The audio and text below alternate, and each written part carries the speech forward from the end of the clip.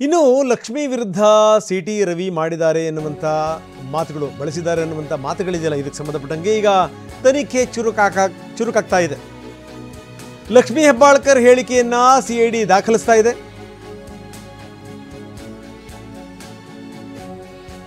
City Ravi ವಿರುದ್ಧದ ದೂರು ಹಿನ್ನೆಲೆ ಇದರ ಹೇಳಿಕೆ ದಾಖಲಾಗಬೇಕು.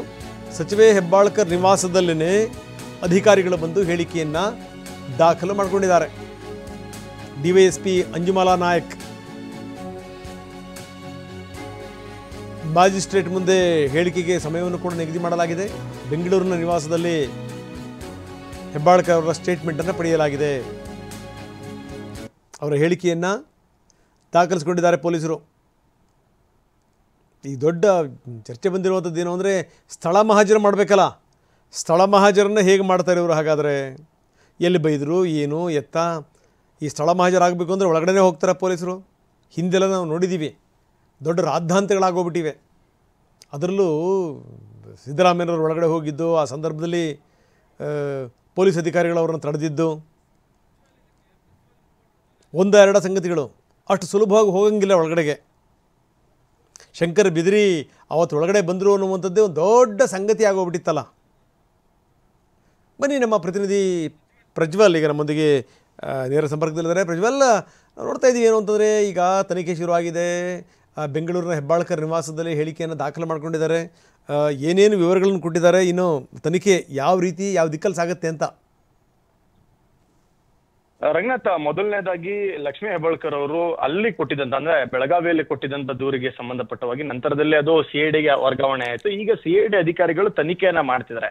ತನಿಖೆಯ ಪ್ರಮುಖ ಅಂಗ ಅಥವಾ ಮೊದಲ ಅಂಗ ಅಂತ ಅಂದ್ರೆ, ಯಾರು ದೂರುದಾರರಿದ್ದಾರೆ ಅವ್ರ ಕಡೆಯಿಂದ ಒಂದು ಹೆಚ್ಚುವರಿ ಮಾಹಿತಿಯನ್ನ ಮತ್ತೆ ಅವರ ಹೇಳಿಕೆಗಳನ್ನ ದಾಖಲು ಮಾಡ್ಕೋಬೇಕು.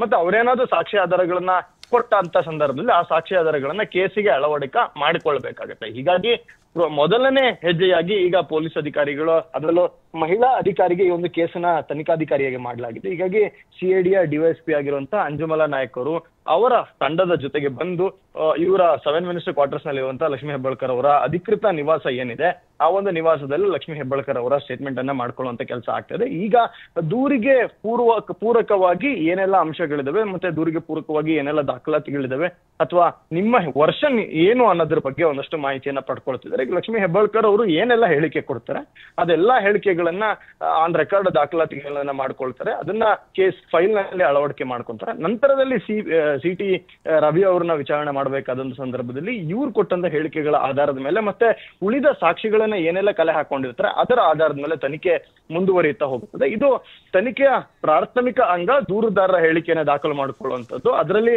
ಸಾಮಾನ್ಯವಾಗಿ ಮಹಿಳೆಯರು ಮತ್ತೆ ಮಕ್ಕಳು ಮತ್ತೆ ವಯಸ್ಸಾದವ್ರನ್ನ ಹೊರತುಪಡಿಸಿ ತನಿಖಾಧಿಕಾರಿ ಅವ್ರ ಮುಂದೆ ಹಾಜರಾಗಬೇಕು ಅಂತ ಹೇಳಿ ಕರೀತಾರೆ.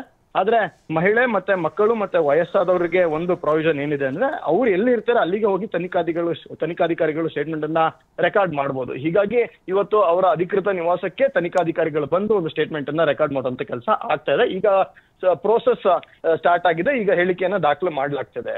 ರಂಗನಾಥ್, ಓಕೆ, ಧನ್ಯವಾದ ತಮ್ಮೆಲ್ಲ ಮಾಹಿತಿಗೆ.